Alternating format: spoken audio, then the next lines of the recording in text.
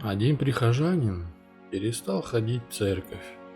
Раньше он всегда по выходным дням присутствовал на воскресной литургии, а в последнее время пропал. Священник заметил отсутствие прихожанина и решил его навестить. Когда батюшка пришел к нему в дом, то дверь была открыта. Войдя внутрь, священник увидел, что мужчина сидел в полном одиночестве перед камином.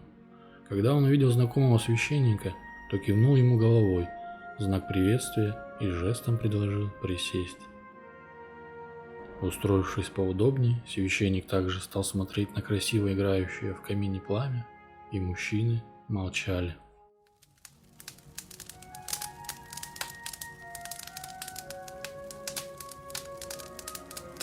Через несколько минут батюшка вдруг поднялся, взял каминные щипцы, подхватил ими пылающую головешку и отложил в сторону подальше от общего пламени.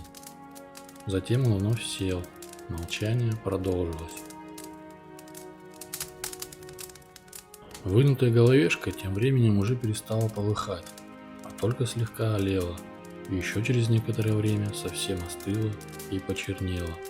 Священник снова встал, взял щипцы и положил потухшую головешку обратно в очаг. Через мгновение она уже пылала, как и ее соседи.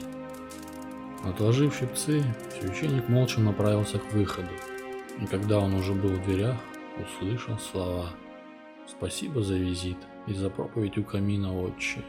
В это воскресенье я обязательно приду в храм».